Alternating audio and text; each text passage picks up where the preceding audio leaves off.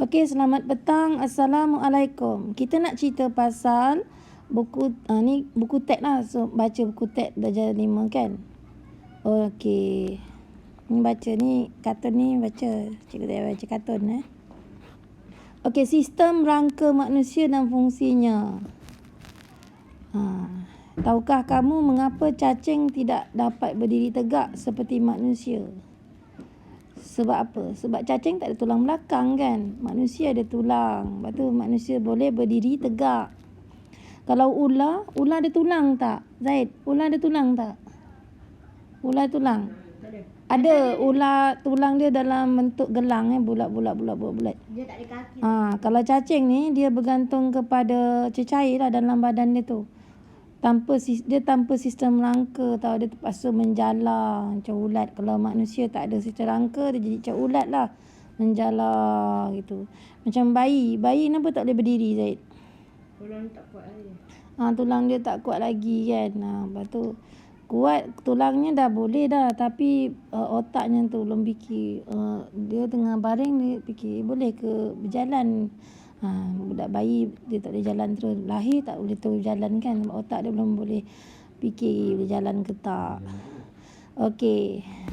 Ini tengkorak. Tengok Zaid. Ni tulang rusuk. Tengok sini. Ini tulang belakang. Yang ni apa ni? Tulang tangan. Ni tengkorak. Ni otak kita. Otak kita ni ada tengkorak Sebab apa? Kalau tak ada tengkorak, otak je kena ketuk dengan besi, kepala kita pun pecah kan. Otak kita pecah Okey, tengkorak melindungi otak daripada kecederaan. Okey, tengok tulang belakang Tulang belakang berfungsi untuk menyokong tubuh. Tulang rusuk pula untuk melindungi organ dalaman. Ada peparu, jantung kan. Lepas tu kena ada tulang. Untuk menyokong tubuh, membolehkan badan digerakkan, iaitu berfungsi sebagai sokongan pergerakan. Itulah fungsi rangka manusia. Pertama, melindungi organ dalaman. Kedua, berfungsi sebagai sokongan dan pergerakan. Ada lagi tak fungsi dia? Ya, keempat, menyokong tubuh. Itu nama fungsi Kedudukan sendi. Okey, ni dia kata apa? Okey, sendi ialah tempat pertemuan dua atau lebih tulang. Macam ni sendi tengok sini. Ni sendi. Pernah tak sakit sendi? Kan? Okey, itu sendi. Berpandukan lajang ini sebutkan tunjukkan kedudukan sendi pada bagian-bagian. Okey, ni semua sendi. Sendi-sendi ni. Sendi ni dia menghubungkan tulang ni dengan tulang ni. Dia macam engsel ni bulat. Okey, bulat. Lepas tu dia boleh tergerak-gerak. Fungsi sendi ni untuk apa? Zaid tahu tak fungsi sendi? Mengapakah dia perlu pada setiap penyambungan dua tulang? Okey. Okey, ni apa lagi? Perhatikan Rabi tidak membengkak, dibalut dengan kain. Apa ni? Tangga Rabi yang tidak dapat dibengkak adalah contoh keadaan tulang manusia jika tiada sendi. Okey.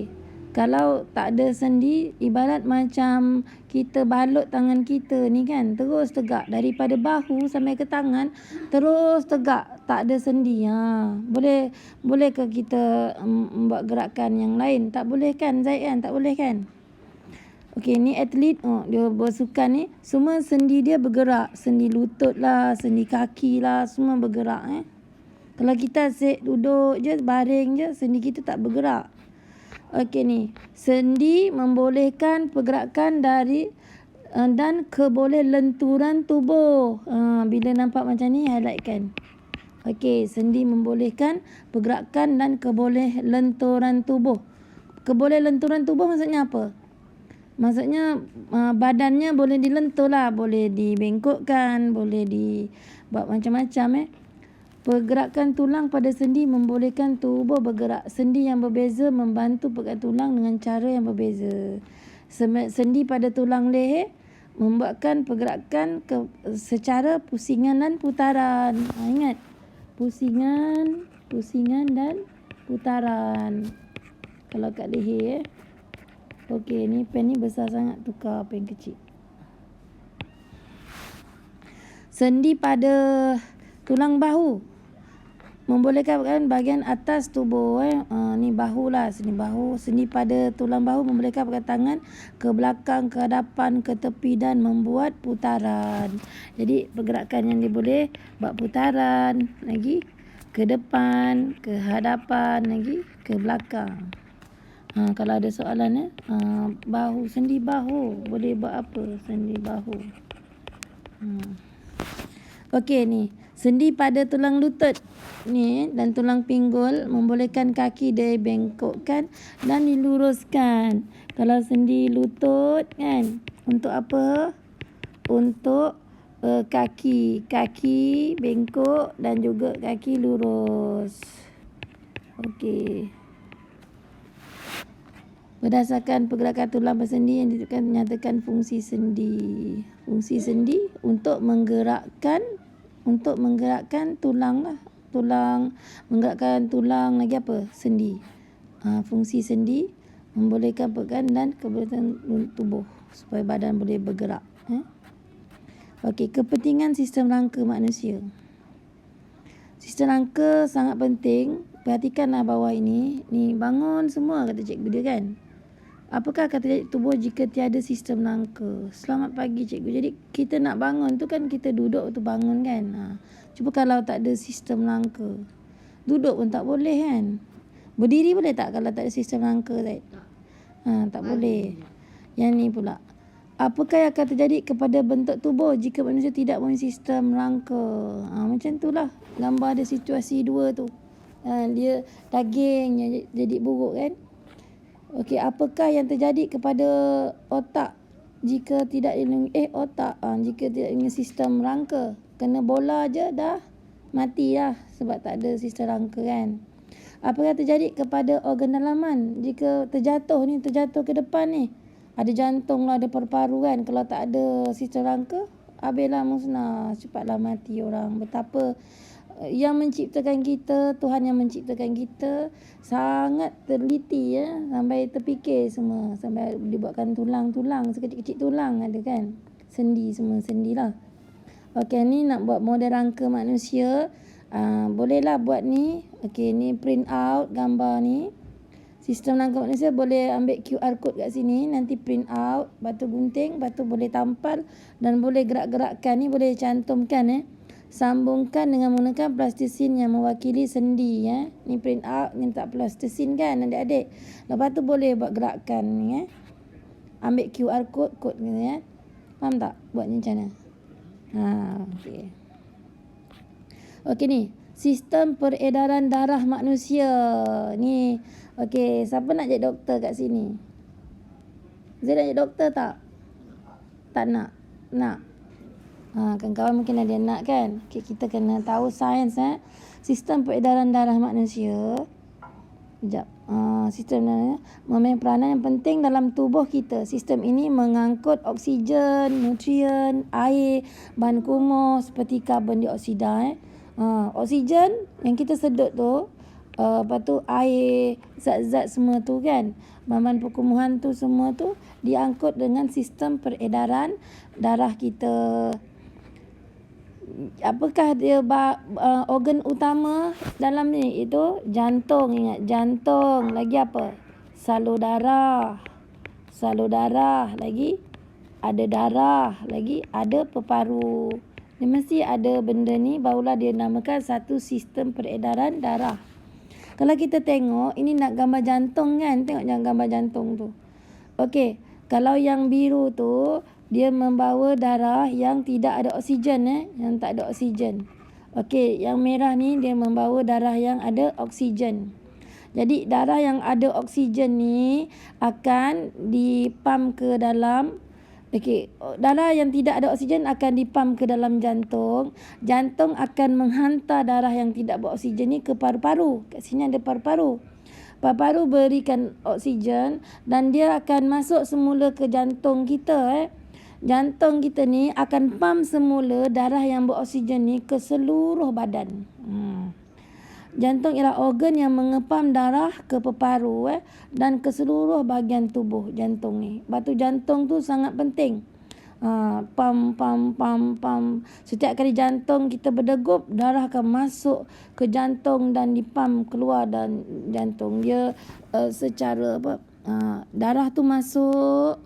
Okey, dia ada 4 bilik adik-adik. Dia masuk saya lukis Okey, ni 4 bilik jantung. Ini namanya atrium. Okey, ini namanya ventricle kan. Kedua ni nama ventricle. Darah akan masuk. Ni dari peparu masuk, ni daripada seluruh tubuh pun masuk. Serentak dia masuk macam tu. Lepas tu dia masuk kat ventricle ni kan. Lepas tu kat sini lah proses dia pump. Ni pump ke sana, ni pump ke situ Ini bentuk sabit. Mana satu bentuk sabit, satu bentuk Y Satu ventricle kiri ni dia hantar darah ke seluruh badan kita. Kalau ventricle kanan ni dia akan hantar ke jantung, ke peparu. Ini kan jantung ke peparu lah. Peparu sini kita terima oksigen. Jadi dekat sini darah-darah yang ada kat paru-paru ni akan mendapat oksigen. Okey, padam. Jantung mempunyai 2 bahagian. Bahagian kiri mengepam darah yang mengandungi lebih oksigen ke seluruh badan. Bahagian kanan pula mengepam darah yang mengandungi lebih keadaan dioksida ke peparu. Okey. Peparu ialah organ yang menjadi tempat pertukaran antara gas oksigen dengan gas karbon dioksida. Kita menyedot gas oksigen tau. Darah, setiap darah, ini darah kan. Bila dia sampai dekat paru-paru, yang karbon dioksida ni dia akan masuk ke dalam alveolus ni lah. Dan dia akan dihembus keluar. Yang oksigen pula akan masuk ke dalam dia akan menyerap masuk ke dalam kapilari Dia akan melalui proses resapan, dia akan menyerap melalui ke dalam kapilari yang halus. Salur darah kita besar tapi kat ujung tu dia adalah kapilari yang membalut paru-paru ni ialah kapilari darah. Kapilari yang halus tu. Okey.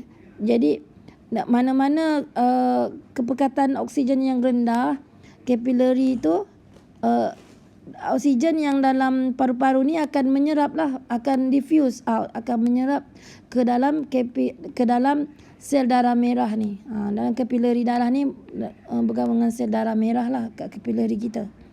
Darah mengalir melalui rangkaian salur darah ke seluruh bahagian tubuh. Darah mengangkut oksigen. Darah ni akan mengalir melalui rangkaian salur darah ke seluruh tubuh badan kita mata lah apa kan. Kalau kita kita baring je, baring darahnya kat mana, bahagian mana? Bahagian bawah yang paling banyak kan. Kat kepala pun boleh lah, kat kepala darah mengalir kan. Kalau kita asyik berdiri je, darah banyak kat bawah kaki sini, banyak kat sini kan. Sini lama kurang darah, tu je pening kepala tau. Lepas tu kita kena bergerak-gerak juga dalam sehari supaya darah kita dapat circulate, dapat bergerak ke seluruh tubuh badan kita. Kita berlari, exercise semua tu kan. Pagi-pagi exercise, petang exercise. Supaya mata kita semua, sel-sel badan kita semua dapat darah tau. Darah tu dia membawa makanan, nutrisi. Darah dia membawa oksigen dan juga membawa vitamin lah apa semua darah angkut kan. Kalau kita makan makanan yang berkhasiat, darah kita berkhasiat lah dan dia akan membawa vitamin, nutrien-nutrien yang penting untuk mata, untuk telinga, untuk hidung, untuk kulit semua sekali. Bahan kumuh pun darah angkut juga. Okey, bahan-bahan yang tak berguna pun diangkut oleh darah. Dia ada sistem perkumuhan dia Okey. Jelaskan fungsi jantung, salur darah dan peparu dalam sistem peredaran darah manusia. Fungsi jantung untuk mengepam darah kan. Okey, fungsi peparu apa?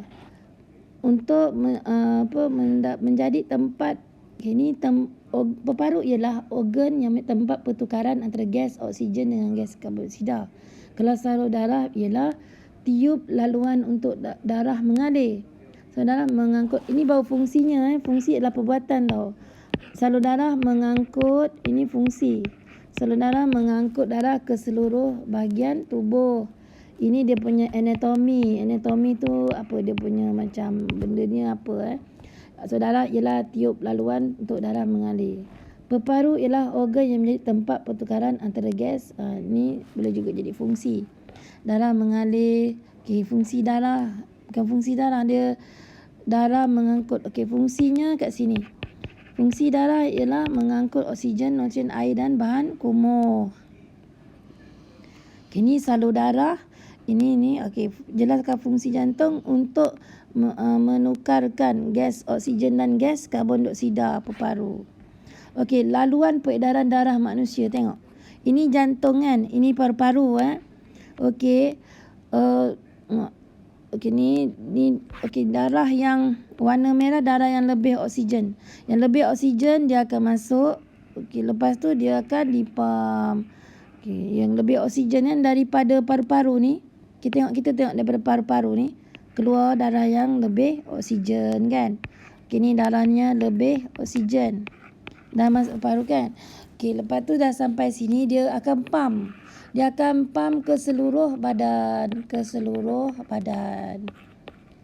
Okey, yang ini pula darah daripada badan kita yang dah tak ada oksigen ni masuk kat sini. Ini darah yang kurang, yang tak ada oksigen masuk. Lepas tu dia pam ke paru-paru. Ini darah yang tak ada oksigen kan. Okey, faham dah? Zaid faham dah? Dari paru-paru ni turun ke sini, nombor 1 ni pergi ke sini, nombor 2 ke sini.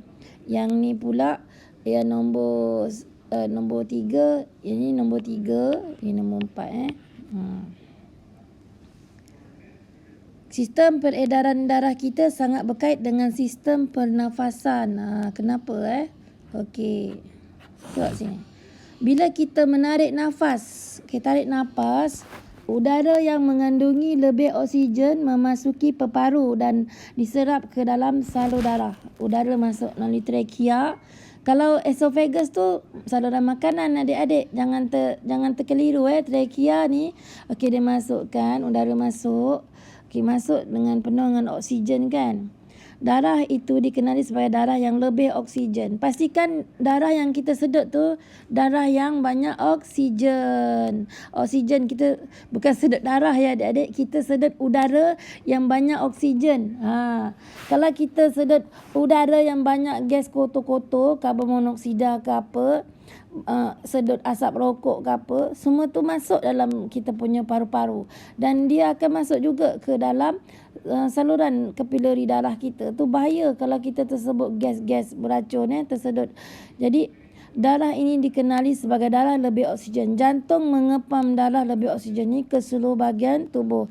Setelah tubuh manusia menggunakan oksigen, karbon dioksida pun terhasil dan diserap ke dalam darah. Darah ini dikenali sebagai darah yang lebih karbon dioksida. Darah lebih karbon dioksida ini akan dibawa ke jantung balik semula. Dari jantung ni, darah lebih karbon dioksida ini akan dipam ke paru-paru.